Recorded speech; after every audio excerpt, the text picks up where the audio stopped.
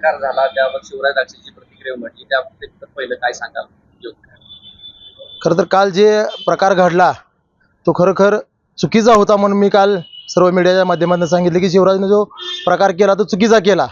पण खरोखर चुकीचा एवढाच मी म्हणतो की त्या पंचाला शिक्षा मिळत असताना थोड्या प्रमाणात मिळाली. शिवराजने खरं असल्या आज त्याच्यावर जो अन्याय झाला आहे त्या पंचाला गोळ्या घातल्या पाहिजेत असं माझं स्पष्ट मत आहे. कारण हाच प्रकार 2009 साली माझ्याबरोबर बाबतीतही घडलेला होता.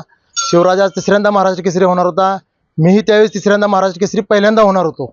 आणि पंचांच्या चुकीच्या निर्णयामुळं आणि 6 मिनिटाची कुस्ती जवळ 1.5 तास चालवल्यामुळं मी जो अन्याय सहन केला तोच आज अन्याय शिवराज सहन करतोय. कुस्ती झालेली होती का नव्हती हे संपूर्ण महाराष्ट्रानं बघितलंय. कारण काल कुस्ती ज्यावेळेस रेफरीनं दिली कुस्ती शिट्टी वाजवली त्यावेळेस भूज आपण बाकीच्या सगळ्या कुस्तीला हात खाली घालून बघतो कुस्ती पैलवानाची पाठ टेकली की नाही टेकली आणि इथं नुसतं खाली वाकून बघतोय तरी त्याने शिट्टी वाजवली. खरं तर ह्या सर्व प्रक्रियेमध्ये पृथ्वीराज मोहोळची कुठंच चुकी नाही मला असं वाटते. कारण ज्यावेळेस पंच शिट्टी वाजवतो त्यावेळी कुस्ती सोडून आपला विजय साजरा करणं हे त्या पृथ्वीराजचं काम होतं आणि जो पैलवान असतो त्याचं काम असतं की आपण कुस्ती सोडून आपल्या साईडला जाऊन उभं राहणं. पण आज जो प्रकार घडला शिवराजच्या बाबतीत तो खरोखर त्या पंचाला शिक्षा मिळाली ती कमी आहे. कारण कुस्तीगीर परिषद असेल किंवा कुस्तीगीर संघ असेल पृथ्वीराज मोहोळ असेल ह्यांच्या बाबतीत माझी कुठलीही तक्रार नाही किंवा साईड पंचांवरही कुठला आक्षेप नाही. तो जो शिट्टी वाजवणारा पंच होता त्याला दिसत होतं डोळ्याला की पाठ टेकलेली नाही. परत संपूर्ण महाराष्ट्रातले जे प्रेक्षक टीव्हीवर बघत होते त्या न समजणाऱ्या कुस्ती ज्या व्यक्तीला समजत नाही त्यालाही कळालं की कुस्ती झालेली नाही पण तरीसुद्धा पंचांनी निर्णय दिला.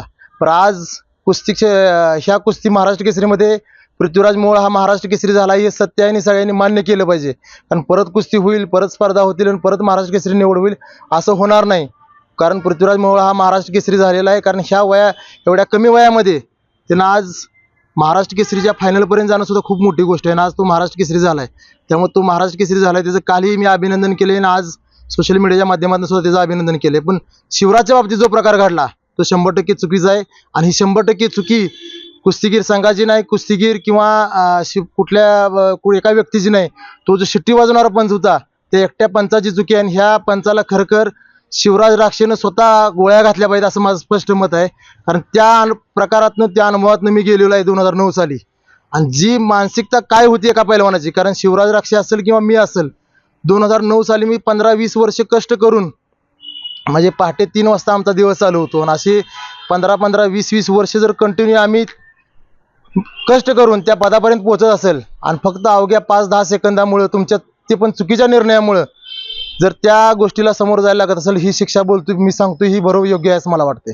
जो गोंधळ तयार झाला एक कुस्ती झाली किंवा नाही झाली किंवा ते शिवराजकडे काही कृत्य घडले असेल त्यामुळे ती मागणी एखाद्या वेळेस अमान्य केली असेल त्या बाबतीत मला कुठलीही माझी तक्रार नाही किंवा माझी कुठलीही शंका नाही. तिथं शिट्टी वाजवत असताना त्या पंचाला डोळ्याला दिसलं नाही का ही माझं स्पष्ट मत आहे. परिणाम मी ज्या गोष्टी आता मागापासून बोललोय त्या गोष्टी जर घडल्या खरखर शिवराजने त्या शिक्षा दिली कारण शिवराजवर 3 वर्षाची बंदी घातलेली आहे. जर बंदी त्याची उठवली नाही आणि खरखर त्यानं जर ही शिक्षा दिली तर येणाऱ्या काळामध्ये जसं मी 2009 साली 15 वर्षापूर्वीची माझी घटना आहे मधल्या काळात बऱ्या अनेक घटना घडल्या अशा अन्याय होण्याच्या आज शिवराजवर घडली. येणाऱ्या काळामध्ये ह्या गोष्टीला कुठेतरी आळा बसेल. कारवाई ती योग्य आहे का? आणि निलंबन केलंय काल 3 वर्षासाठी केलं हे आम्हाला समजलं पण ते निलंबन का ही वेळ का आली शिवराजवर ह्याचा आपण विचार केला पाहिजे. सर्व कुस्तीगीर संघ असेल कुस्तीगीर परिषदेने असेल ह्या दोघांनी मिळून तो विचार केला पाहिजे की ती वेळ शिवराजवर का आली. त्यावेळी 2009 साली मी आत्महत्येचा विचार केलेला होता की आपल्यावर अन्याय झाले आणि आपण आता ही कुणापाशी मागण म्हणून दुसऱ्या-तिसऱ्या दिवशी मी आत्महत्येच्या विचारापर्यंत पोहोचलेलो होतो. पण आज शिवराजनं असा विचार न करता ज्याच्यामुळे आत्महत्या करायला लागणार आहे आपल्याला त्या व्यक्तीला शिक्षा झाली पाहिजे. अशा पद्धतीने जर विचार केला तर येणाऱ्या काळामध्ये होणाऱ्या घटना सगळ्या थांबतील अन्यायाच्या.